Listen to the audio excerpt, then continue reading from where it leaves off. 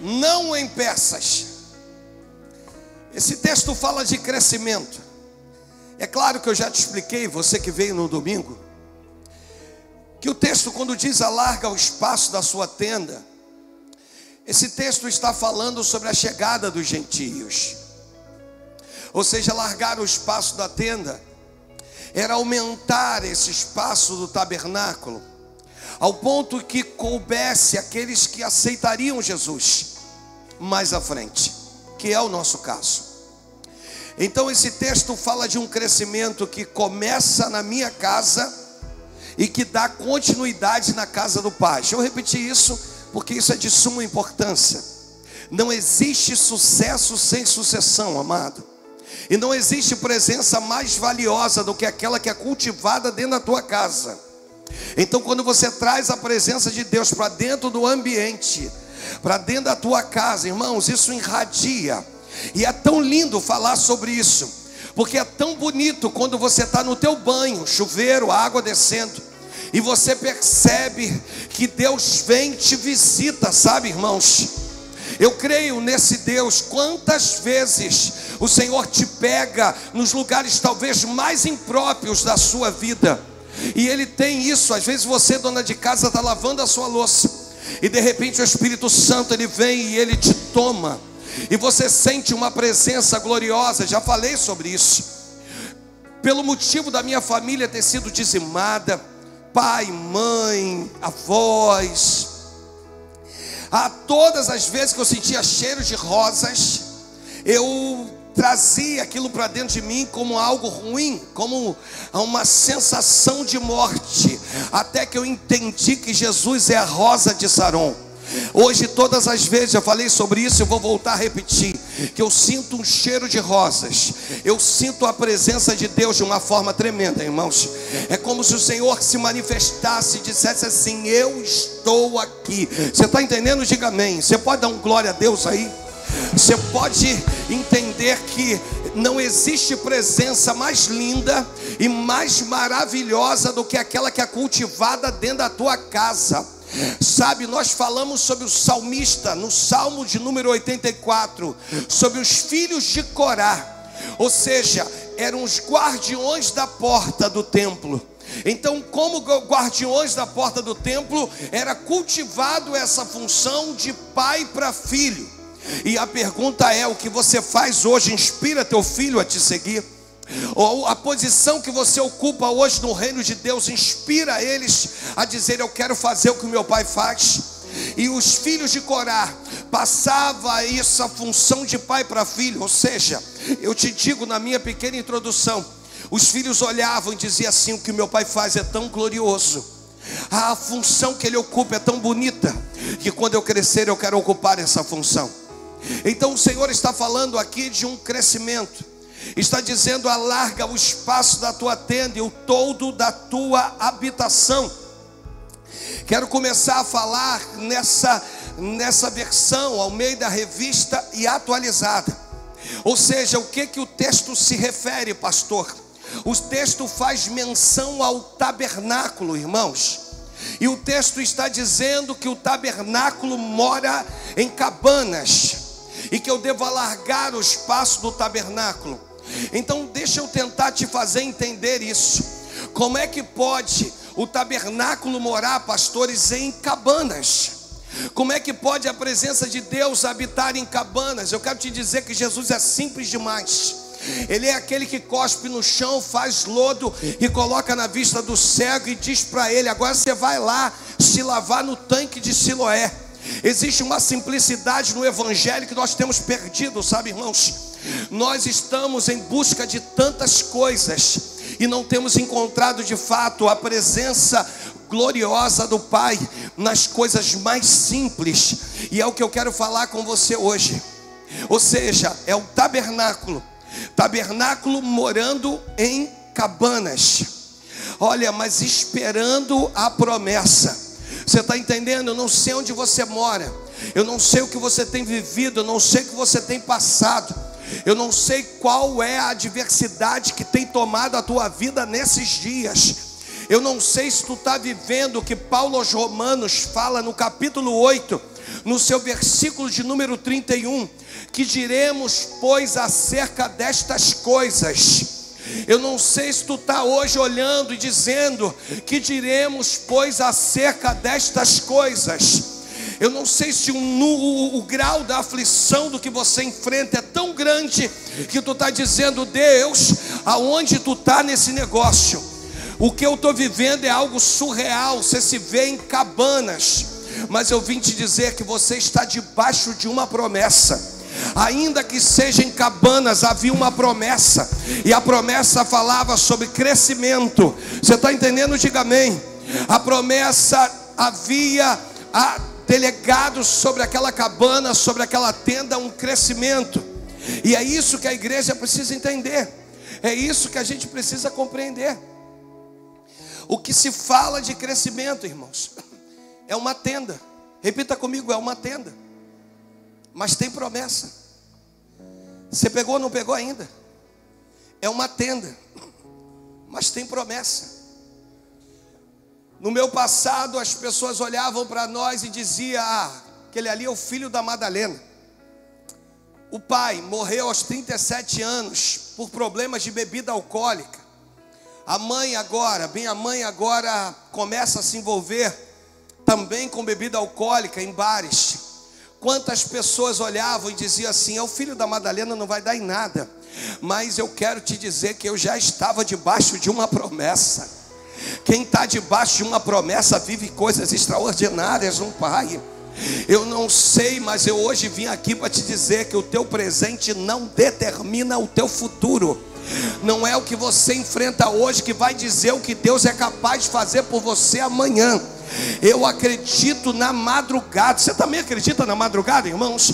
Sabe por que eu acredito? Porque o salmista vai dizer, pode a tristeza durar toda uma noite ou toda uma madrugada, mas ele diz assim, a alegria virá ao amanhecer. Tem alegria para essa igreja logo que amanhecer. Deus está dizendo, a tua dor tem começo, meio e fim. O Espírito Santo hoje te pega aqui para dizer, tem promessa, é uma tenda, mas tem alguém do teu lado aí que você possa dizer, é uma tenda, mas tem promessa. É um projeto, mas tem promessa. Você está entendendo? Os dias são difíceis, mas eu estou debaixo de uma promessa. As coisas estão complicadas, mas eu estou debaixo de uma promessa. Acabou. O laudo médico diz que é câncer maligno, mas eu estou debaixo de uma promessa. Não importa o que o laudo deu, não importa o que o médico disse, o que importa é que nós estamos debaixo de uma promessa. Se Deus falou que você vai gerar, você vai gerar. Se Deus falou que vai fazer, você vai viver.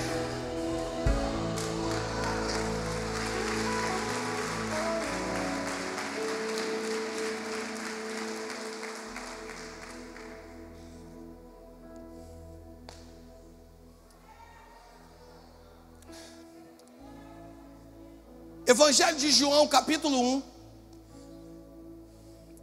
versículo de número 48.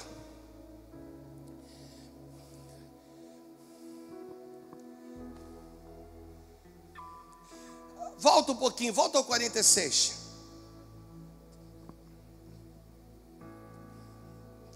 Volta ao 45.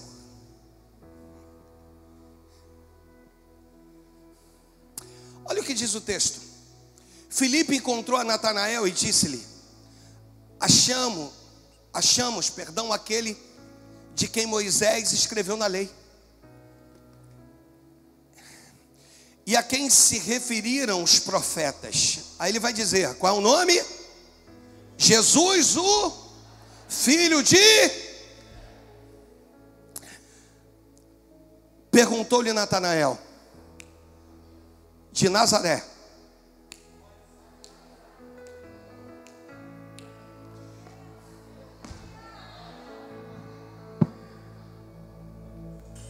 Eu não sei qual é o bairro que você mora, ou que você morou, mas de Del Castilho pode sair alguma coisa boa.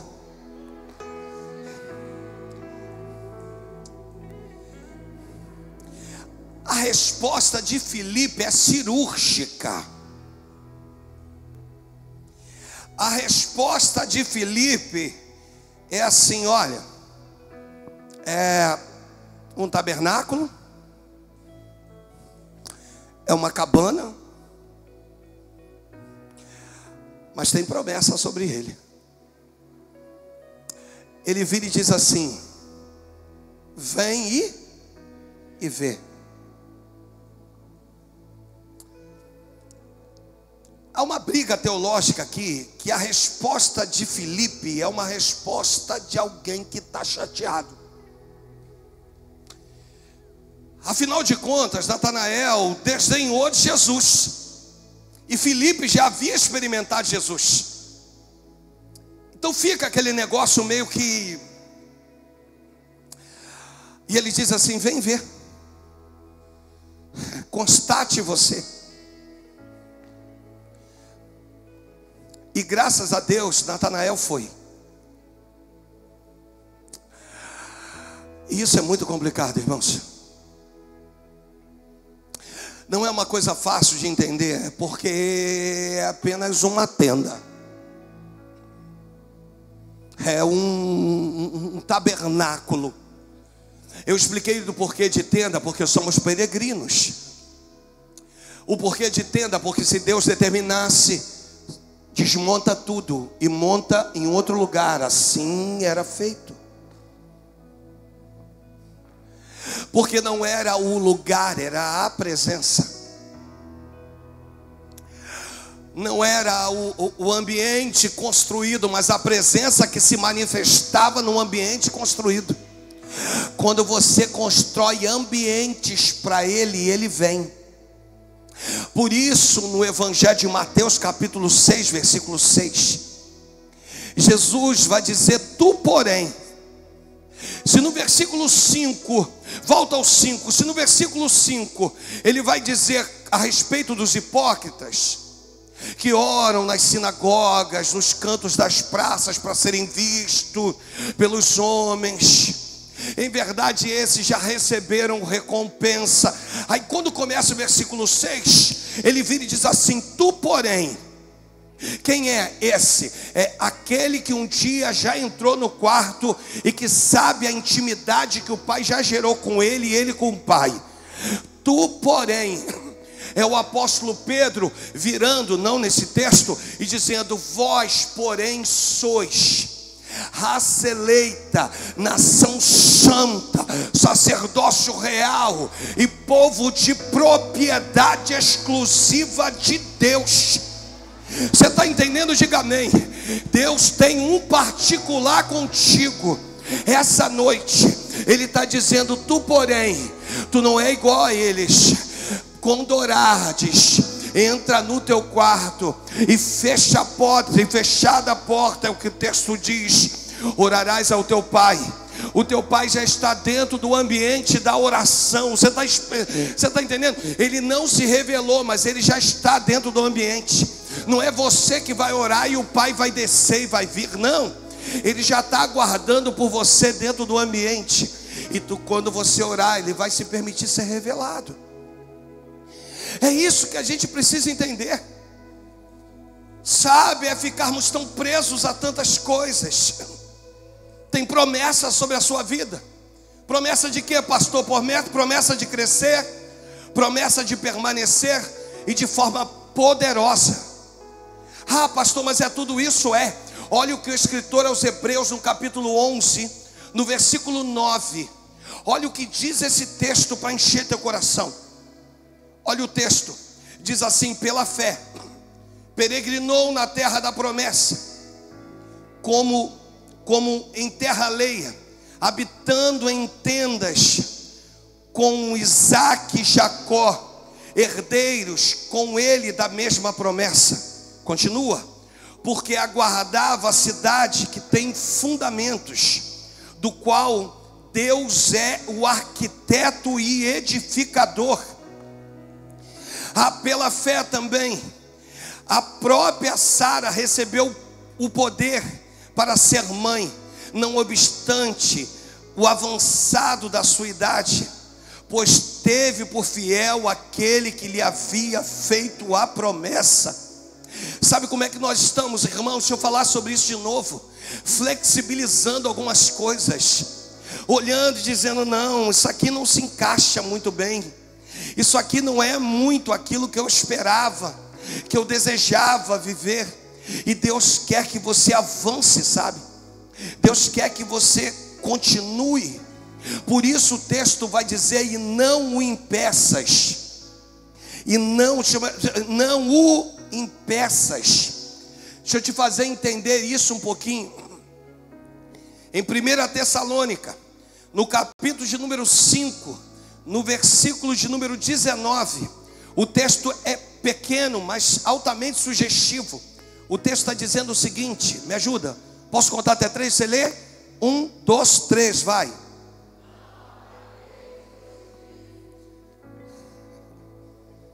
Como é que pode apagar o Espírito?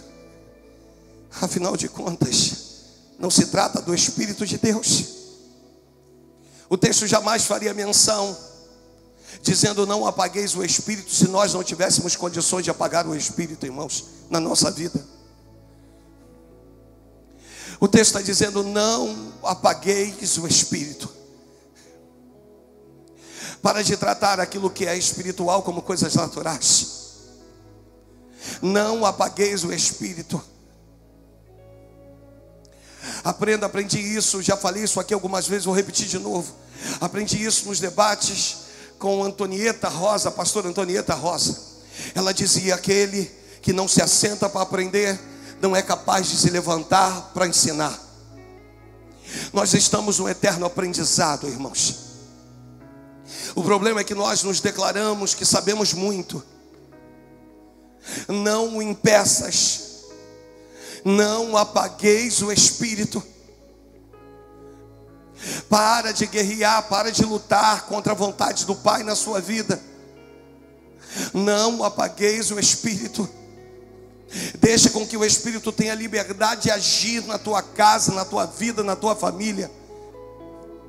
Se eu voltar a falar, tem algumas coisas que não podem ser de altos e baixos. Nós temos vivido um tempo fora a pandemia, de síndromes do pânico, de depressão. Eu não estou dizendo isso e nem usando isso como utopia, não, é real. Mas existe um Senhor, um Deus que te sara. E em definitivo, Deus quer te curar de algumas mazelas para sempre.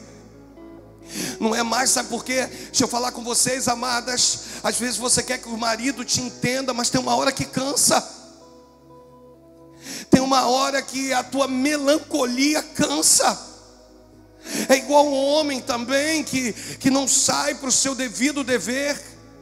Afinal de contas, o homem é um mantenedor e tem homens encostados.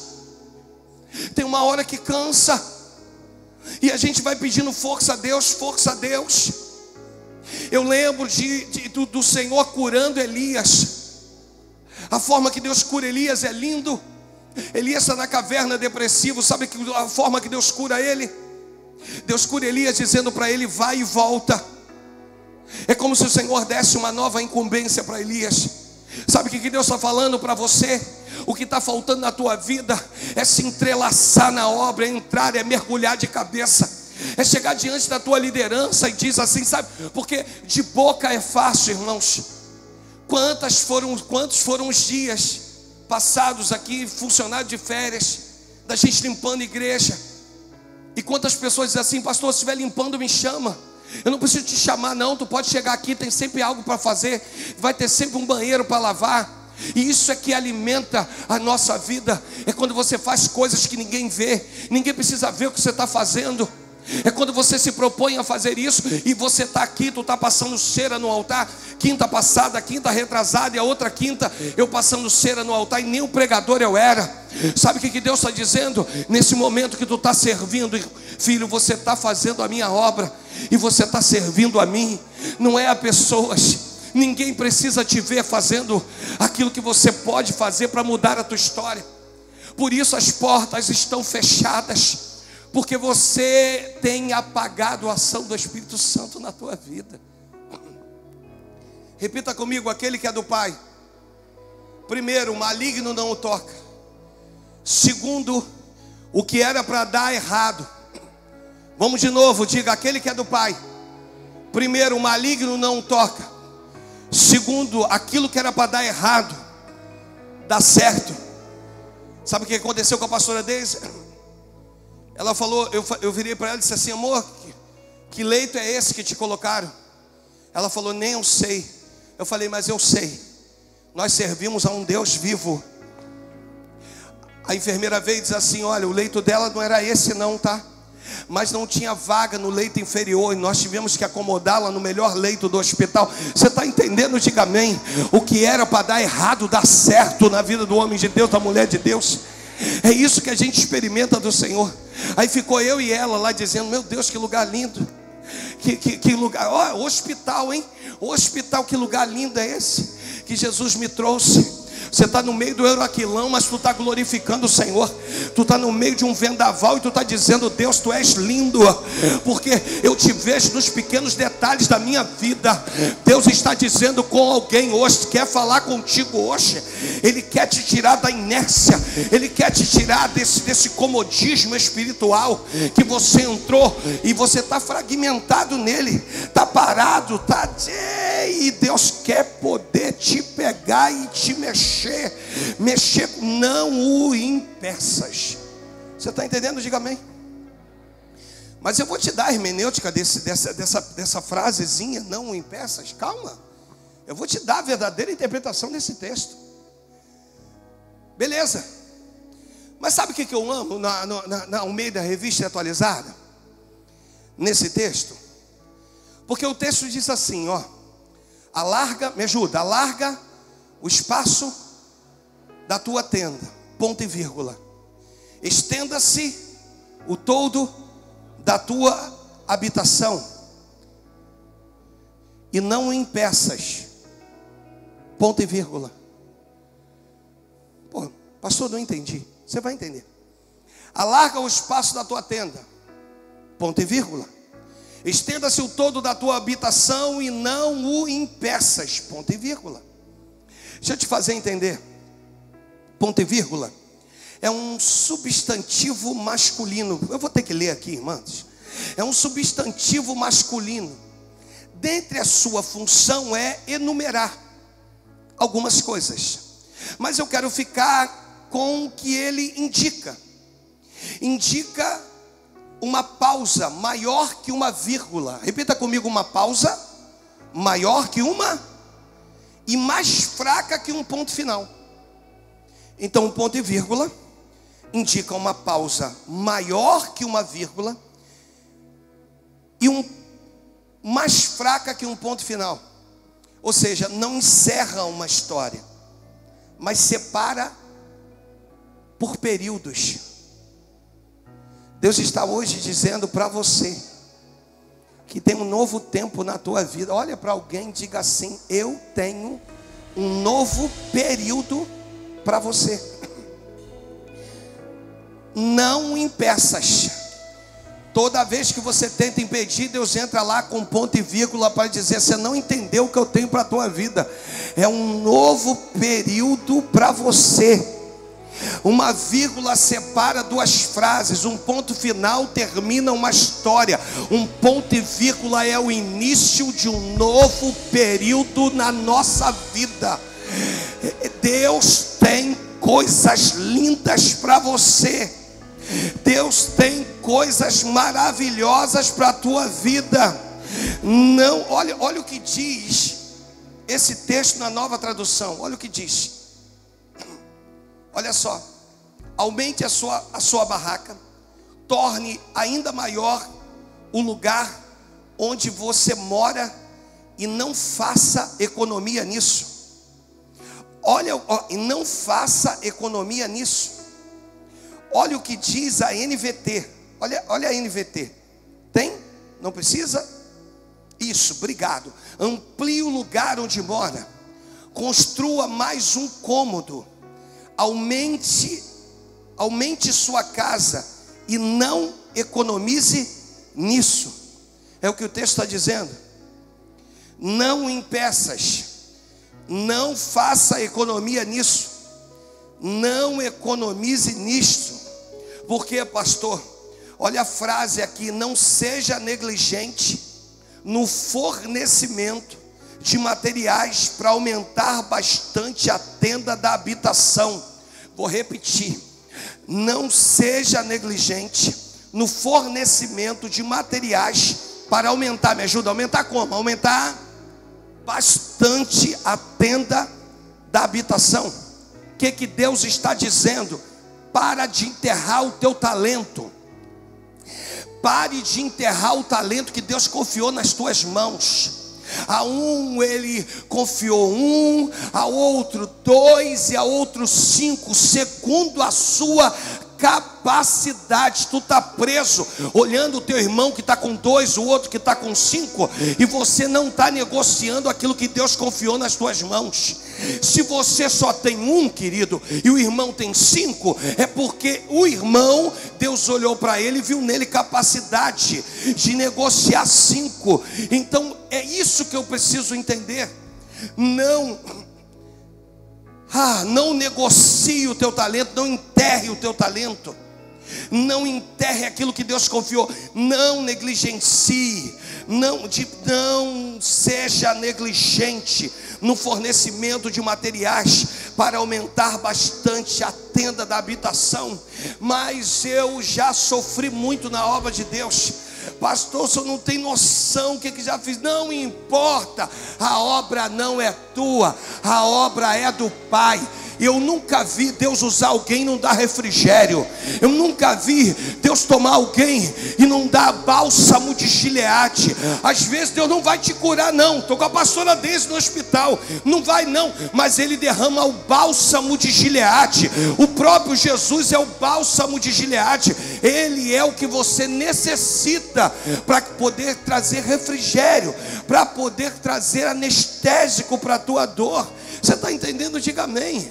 É isso que Deus quer de nós, que você permaneça, que você não impeças, que você não economize. Gasta o teu tempo na obra, gasta o teu tempo nas coisas do Pai, gasta o teu tempo naquilo que é do alto. Eu tenho uma série de jovens me procurando, tem alguns me procurando, dentre eles o Renan, me procurando para ser obreiro na casa do Pai. Bem, tem alguns pré-requisitos aqui que eu já vou responder ele e responder cada um de vocês. Qual é o primeiro, pastor? Se tu chegava 8h30 num culto como esse de quinta-feira, agora você vai ter que chegar antes das 7. Você está entendendo? Por quê? Porque você vai precisar não fazer economia do teu tempo na casa do Pai. Você vai precisar, você está entendendo? É isso que Deus quer de nós. Que você seja exemplo para alguém ver? Não. Para que o reino possa se alegrar contigo. Para que o dono da seara diga assim: ei, eu gostei. Eu já ministrei isso aqui diversas vezes. Primeiro que a gente é muito sujeito homem para ficar com esse papo aí de puxa-saquismo. Mas eu era o primeiro a chegar e o último a sair. Obreiro na casa do Pai, diácono na casa do Pai. Por isso eu costumo dizer que hoje a nova unção é fruto do que eu vivi, é fruto do que eu semeei. Vocês, trabalhadores, são frutos de quem foi o pastor Alexandre lá atrás. Você precisa aprender a dar o teu melhor, ou a voltar a dar o teu melhor. Não o impeças. Não atrapalhe aquilo que Deus já determinou para a tua vida. Mas para não ficar só nisso, em 1 Timóteo capítulo 4, versículo 14, olha o que o texto diz para a gente. Olha o que o texto fala. Vamos lá, vamos ler juntos? Vamos lá? 1, 2, 3, vai. Não, está fraco demais. 1, 2, 3, vai.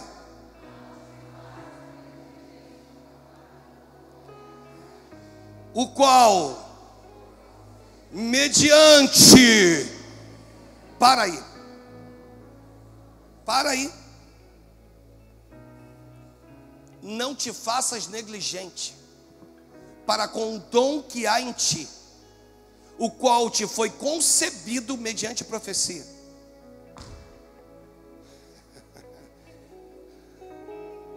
E depois, com a imposição das mãos do presbitério, alguém te reconheceu. Mas primeiro Deus te separou. E depois Deus vai aquecer o coração de alguém para te reconhecer. Mas primeiro, bem, isso aí é simples. Amós 3:4. Isso é simples demais. 3:7. Perdão. É simples demais. É você entender que primeiro Deus fala com você. Não é isso? Vamos ler juntos? Vamos lá? 1, 2, 3, vai.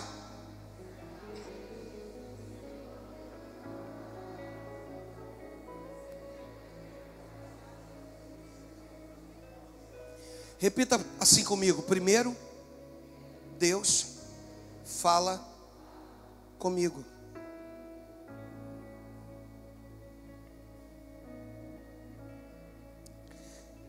E não precisava. Ele aquece o teu coração.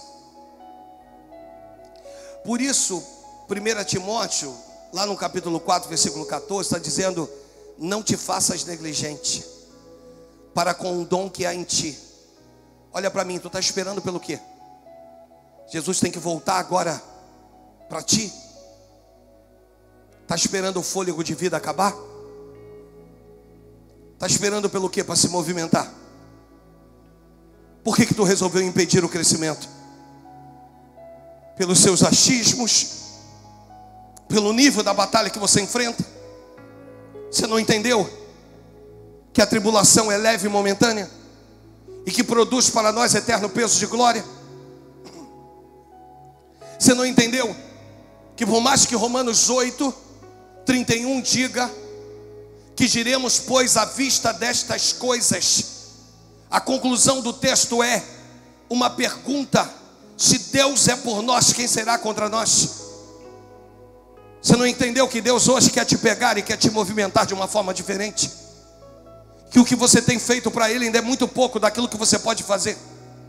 A forma que você tem se dado para Ele ainda é muito pouco. Não o impeças. Pastor, o que esse texto quer dizer? Não tenha medo de preparar um espaço maior do que aquele que já foi ocupado. Tem um espaço que já foi ocupado, não tenha medo de preparar um espaço maior.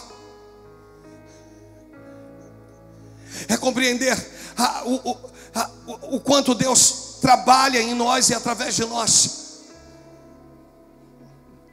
É pararmos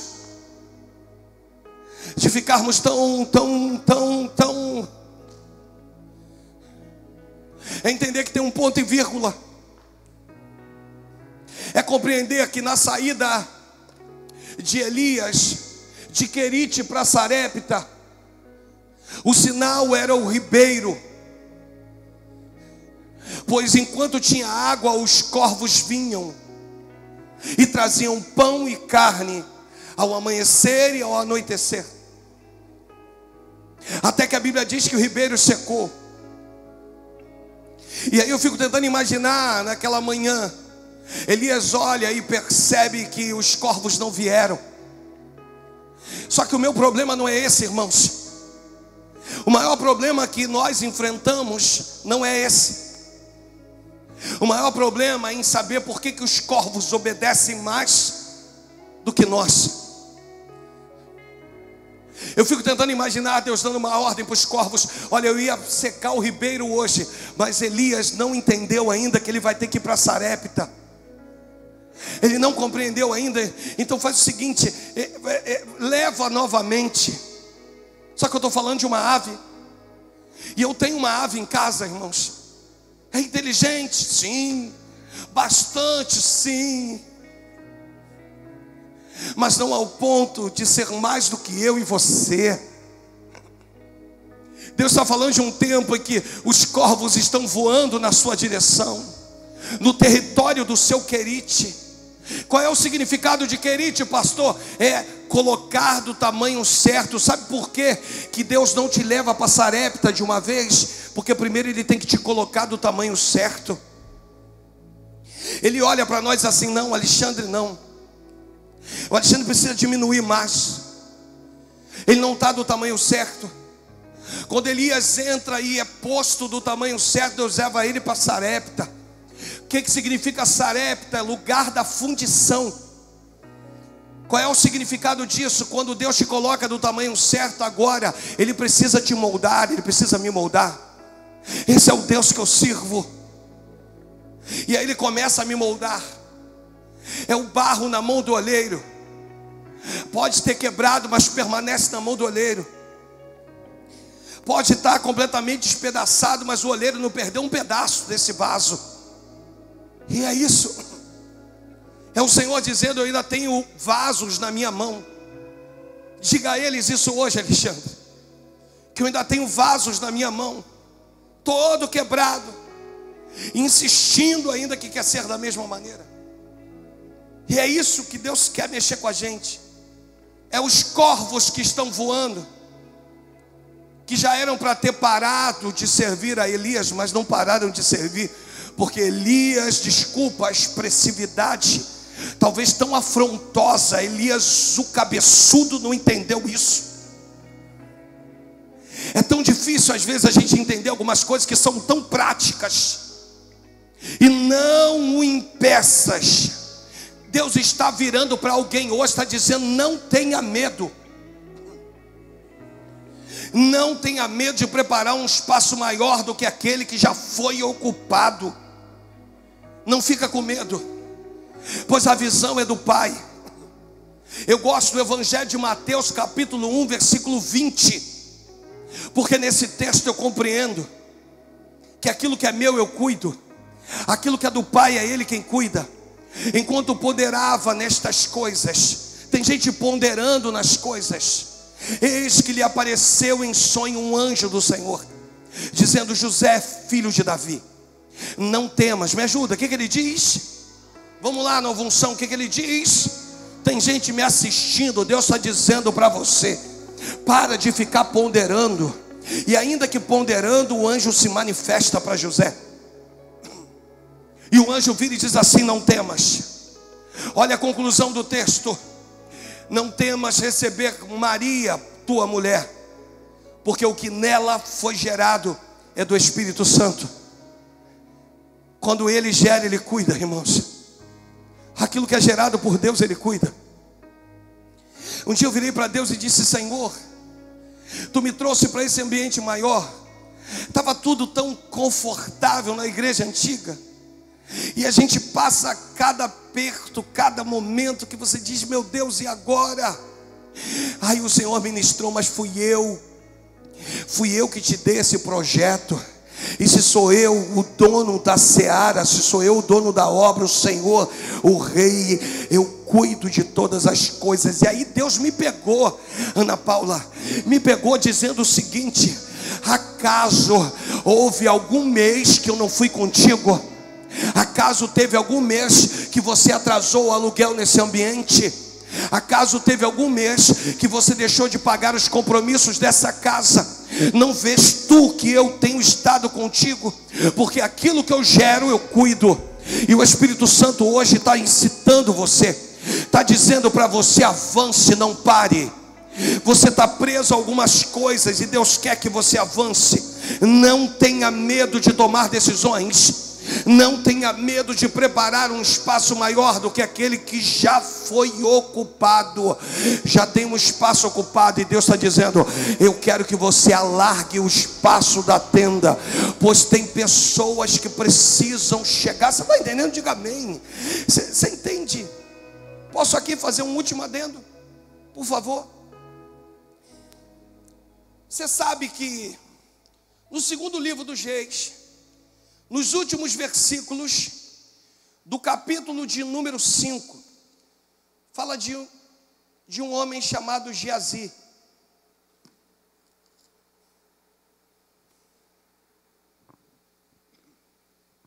Você sabe que Geazi morava com Eliseu. Geazi morava com quem? Eu tenho muita dificuldade nesse texto, porque Geazi vai lá e recebe dos presentes que Naamã ofereceu para Eliseu e Eliseu não aceita. E ele corre atrás do cara, vai lá, mente, né? O versículo 23 fala sobre isso. Disse Naamã: se servido tomar 2 talentos, estou ele, né? E amarrou 2 talentos de prata e tal. O 24 vai dizendo: tendo ele chegado ao outeiro, tomou uma das mãos e os depositou na casa, e despediu aqueles homens e tal, e se foram. Tá. Aí o versículo 25 diz assim: ele porém, me ajuda, ele porém entrou e se pôs diante do seu senhor. Aí o seu senhor pergunta para ele assim: Eliseu, o que o senhor pergunta? Eliseu pergunta para Geazi assim: de onde? Vamos lá, me ajuda aqui, vai. A menina perdeu o fio da meada. Eliseu, o profeta, pergunta para Geazi, seu moço, e a pergunta é simples. O que ela diz? Respondeu ele. O que ele responde? Vamos lá, o que ele responde? Teu servo não foi a parte alguma. Isso eu estou falando do versículo 25. Aí tem o 26 e o 27 para entrar no capítulo 6. Aí o texto diz assim: porém, ele lhe disse: porventura, não fui contigo em espírito, quando aquele homem voltou do seu carro a te encontrar? E era isso ocasião para tomardes prata e tomares vestes, olivais, vinhas, ovelhas e bois, servos e servas. Deixa no 26, o 27 é o último. Olha o que diz o 26: meu espírito foi contigo. Aqui mostra um líder, irmãos, porque se o espírito dele já havia ido com Eliseu, ele já sabia quem era Eliseu. Perdão, se o espírito de Eliseu já havia ido com Geazi, ele já sabia quem era Geazi. Repita comigo: o profeta já conhecia Geazi e o manteve dentro da sua casa. Agora o texto é clássico aqui, cirúrgico. O texto diz: meu espírito foi contigo, cara. Eu vi que tu é mau caráter. Ninguém é mau caráter de um dia para o outro, irmãos. Ele já sabia com quem ele lidava.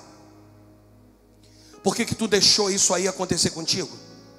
Que negócio é esse? Alguns vão dizer que depois desse fato, de fato, Geazi vai se converter, mas não quero entrar nessa tese. Aí entra o último versículo do capítulo 5.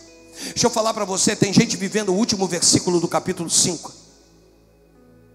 Enquanto você não entender que tu tem que virar uma página, tem que entrar num outro capítulo. Portanto, a lepra de Naamã se apegar a ti e a tua descendência para sempre.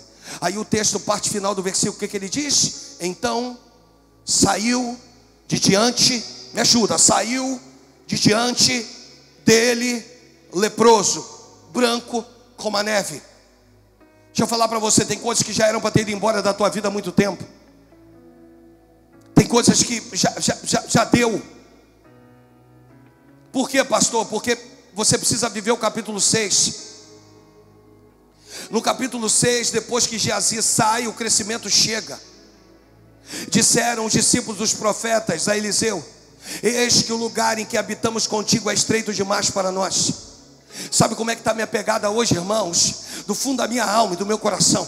Vou abrir aqui, vou rasgar meu coração para vocês. Eu tenho conversado isso muito com a pastora Deise. Que fique na nova unção quem de fato quer viver crescimento nesse lugar. De coração. Eu não quero mais ficar prendendo ninguém com título. Fica te massageando porque tu precisa ficar. Porque, ei, a minha dependência vem de Deus. O projeto é dele, então é ele quem restaura, é ele quem faz, é ele quem... Você precisa viver o capítulo 6. Não impeças. Por quê? Porque o limite da igreja foi alargado, irmãos. Se coloque de pé em nome de Jesus. O limite da igreja foi alargado. É o que Deus está dizendo para você. Se você construir, eles virão. Se você entender qual é o teu papel, eles virão. Deixa aceso, não o impeças. O Espírito hoje quer pegar a mim e a ti e quer dizer: não o impeças. Para de atrapalhar, para de economizar. Para, porque você não está entendendo. que o que eu tenho na tua vida é muito mais. Eu tenho um substantivo masculino que é maior que uma vírgula, mais fraca que um ponto final, mas que está determinando um novo período da tua história. Deus está hoje. Agora, você quer, se você... Pastor, não entendi nada. De fato, não entendi nada. Eu continuo na mesma. Eu continuo pensando da mesma maneira. Então, desculpa. Deus vai ter que dar uma ordem para os corvos, pela sua misericórdia, voar de novo para te tirar de Querite. Por quê? Porque você ainda não está do tamanho certo. Mas por que você não está do tamanho certo? Porque você não quer ficar do tamanho certo.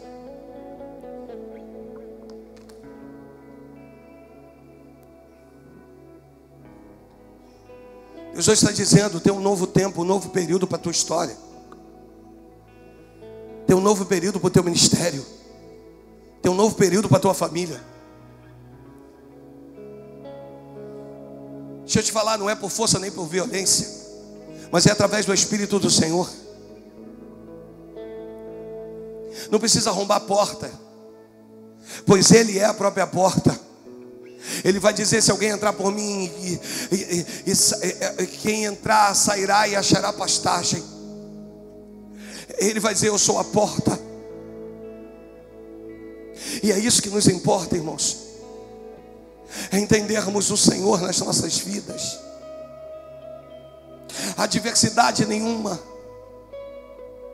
Há um período atrás, a pastora Deise, eu já contei aqui, foi muito usada para a minha vida. Eu estava com o coração esfrangalhado, me sentindo. Eu estava até conversando com a pastora Rose hoje, dizendo: cara, a pastora Deise é espetacular nesse aspecto dela. Ela não tem, nós não associamos os problemas que têm nos surgido com o ministério, com porque é pesado, porque deixa eu te falar, aqui Ele pega o que é pesado e transforma em leve. Ele quer pegar a tua mochila pesada e quer te dizer: ei, que negócio é esse? Ei, que coisa é essa? Que negócio é esse de pesado? Não tem pesado coisa nenhuma. Eu pego porque a obra é minha. O maior peso foi carregado. Você sabe o que Tiago falou para Jesus?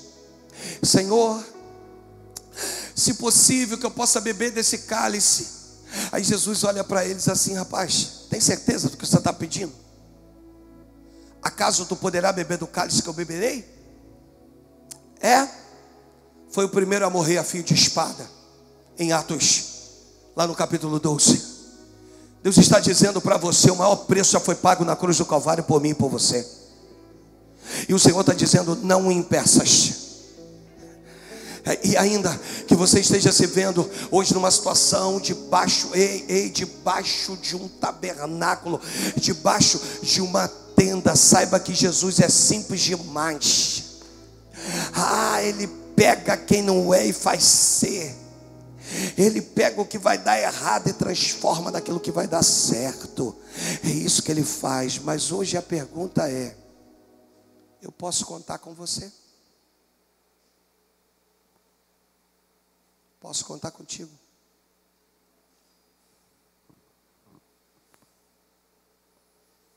Pastor, hoje eu estou saindo de Querite e estou indo para Sarepta. Eu percebi que algumas coisas precisam ser moldadas aqui dentro.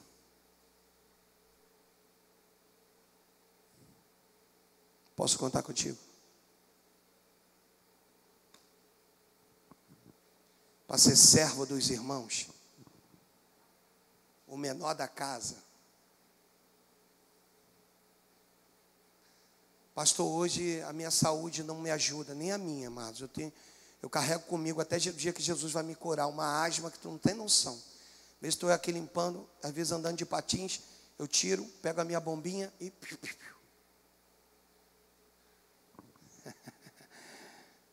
Mas o Senhor quer de fato saber se Ele pode contar com você.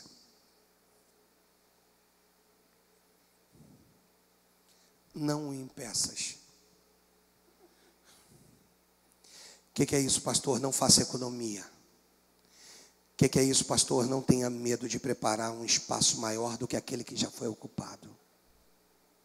Que é isso, pastor? Não seja negligente no fornecimento de materiais para aumentar bastante a tenda da habitação. Ele ainda conta com você. Não do teu jeito, do jeito dele. Se ofereça. Sabe o que eu ministrei para os nossos pastores há um período atrás? Tem alguns aqui? Para de ter vergonha de mostrar a sua humanidade para Jesus. É o maior problema da igreja. Sabe como é que é? Na hora do apelo, eu vou lá na frente, não posso. O que vão pensar de mim? Jesus olha e vê que a multidão tinha fome. Mas quem tinha fome? O que o texto diz? Ele olha e vê que quem tinha fome? Só a multidão? Claro que não, amados. Os discípulos estavam cheios de fome. Senhor, dispersa eles para que eles vá aí na caminhada e consigam comer alguma coisa à beira do caminho. Quem está demonstrando fome são os discípulos, mas eles têm vergonha. São posições que a gente ocupa, são títulos que a gente carrega. Eu gosto porque quando aquela legião, aquele demônio possesso vai bater naqueles irmãos que expulsa demônios no nome de Jesus, no nome de Paulo, ele vai dizer assim, a legião vai dizer assim, ó, eu conheço a Jesus, não é? Eu conheço o Senhor Jesus e conheço a Paulo, ou eu conheço a Paulo e conheço a Jesus, mas vós quem sois? O seu nome precisa estar rolado no livro da vida. Deus quer de nós humildade, irmãos. Ele quer poder olhar para dentro de mim, dentro de você e ver um coração puro. E eu virei para os pastores e disse, numa aula que eu dei a eles, eu disse para todos os nossos pastores, eu disse, não tenha medo de mostrar a humanidade de vocês. Pastor também chora. Pastor também geme. Pastor também sofre. Pastor também pensa num monte de coisa, de largar tudo, chutar o balde, pensa num monte de coisa. Eu não tenho medo de mostrar a minha humanidade para Jesus, porque o próprio Cristo mostrou a humanidade dele quando ele disse, Senhor, se possível, passa de mim esse cálice, mas que não seja feita a minha vontade. É isso que Deus quer de nós. Você vai continuar sofrendo até quando? Deus quer mudar a tua história. O meu apelo é tão simples, irmãos. E se de fato você entendeu essa mensagem, eu acho que você vai correr aqui para frente. Eu quero te dizer que a partir de hoje, um novo período está sendo liberado para a tua vida. Uma nova história. Não importa a tua posição, não importa se você é trabalhador da casa do Pai. Não importa qual é a posição que você ocupe. Mas hoje eu quero saber se você quer viver um novo período, um novo tempo, um novo momento, uma nova história. Hoje o Pai está dizendo que nós estamos, isso não tenha vergonha, não tenha vergonha. Se é o teu caso, corre para cá. Um novo tempo, um novo período, uma nova história. Sem ter vergonha, sabe? Muito pelo contrário. É quando eu me coloco na predisposição. Eu quero dizer para vocês que eu já estou aqui na frente junto com vocês. Para quem de repente está aí preso no seu lugar, está dizendo assim, quem eu? Não, o pastor está aqui contigo. Para dizer, eu quero viver com você um novo período. Eu quero poder aprender com meu Pai. Se esse for o teu caso, vem, sai do teu lugar. Isso, vem escrever uma nova história. Vem permitir que Deus escreva uma nova história na tua vida.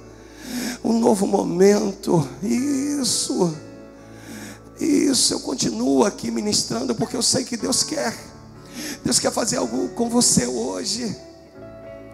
Vem, se aproxime o máximo do altar aqui, ó, pode vir aqui pelo canto. Isso, venham. Hoje eu não quero ninguém intercedendo por ninguém, irmãos. Porque hoje quem vai te tocar é o Espírito Santo de Deus. Hoje quem vai colocar a mão no alto da tua cabeça é o Espírito Santo de Deus. É Ele que vai fazer. Vai mostrar o quanto você é especial. Quanto você é especial. Em nome de Jesus. Em nome de Jesus. E isso, não tem vergonha.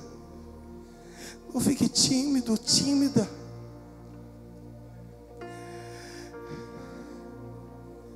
Se junta comigo. Nós seremos daqueles que vamos dizer: que diremos, pois, acerca destas coisas?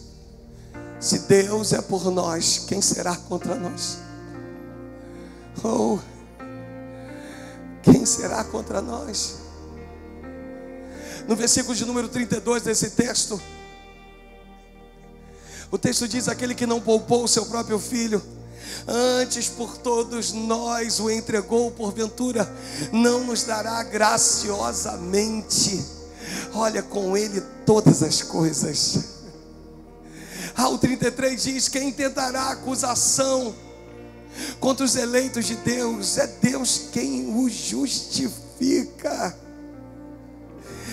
O 34 vai dizer: quem os condenará? É Cristo Jesus quem morreu, antes quem ressuscitou, o qual está à direita de Deus e também intercede por nós.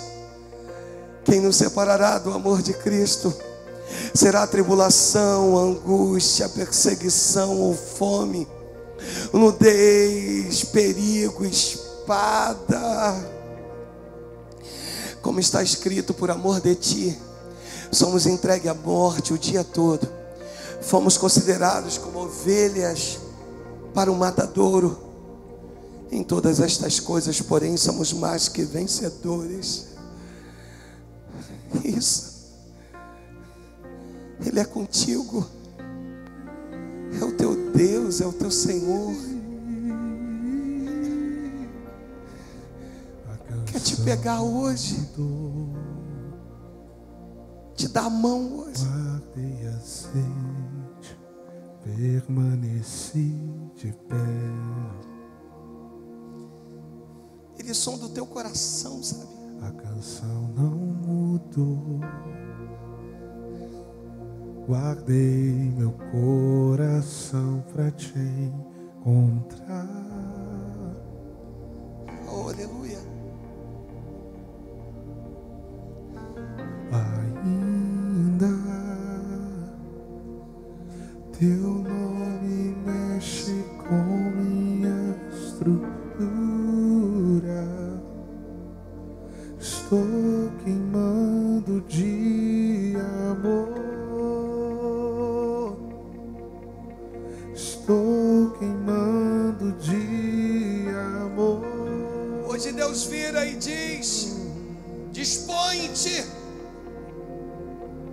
Ainda E vá a Sarepta, teu nome mexe com minha estrutura. pois lá já ordenei uma viúva que te sustente, que te dê de comer. A tua provisão Estou queimando de já recebeu uma ordem. Estou pegando fogo. Se você não for, A chama dos teus olhos me queimou. a tua provisão vai ficar apanhando gravetos, cavacos. E a cada dia que se vai, Mas o fato de você ter vindo à frente, estou te amando mais. para viver um novo período na tua vida. Estou pegando fogo. A chama dos novo teus tempo. olhos me queimou. Um novo momento. E a cada dia que se vai, Momento de intimidade. estou te amando mais. estou te amando mais.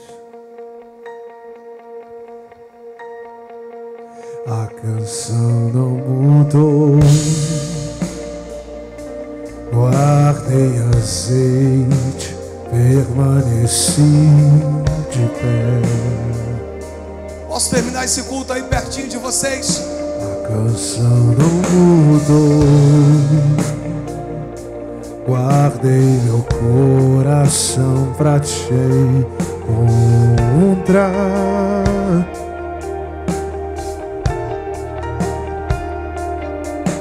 Ainda o teu nome mexe com minha estrutura. Tô queimando de amor. Estou queimando de amor.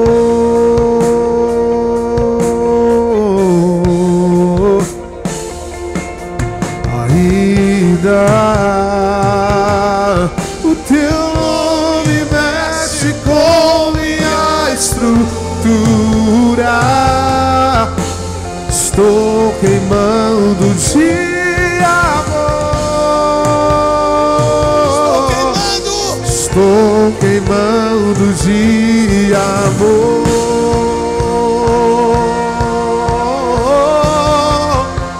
Estou pegando fogo. A chama dos teus olhos me queimou. E a cada dia que se vai, estou te amando mais. Estou pegando fogo. A chama dos teus olhos me queimou. Aleluia, Deus. E a cada dia que se vai, estou te amando mais.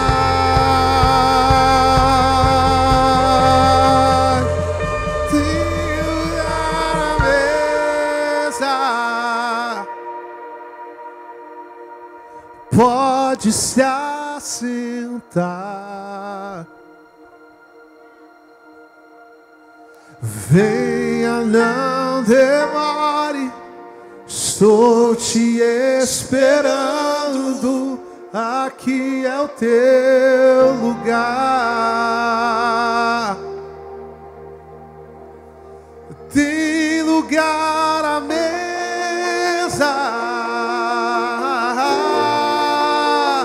Pode se assentar. Estou te esperando.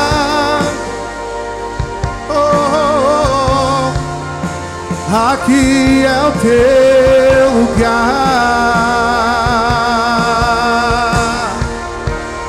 Tem lugar à mesa. Pode se assentar. Leva-nos em paz, Senhor, em segurança. Venha, não demore, estou te esperando. Aqui é o teu lugar. Que o amor de Deus o Pai e a graça do nosso Senhor e Salvador Jesus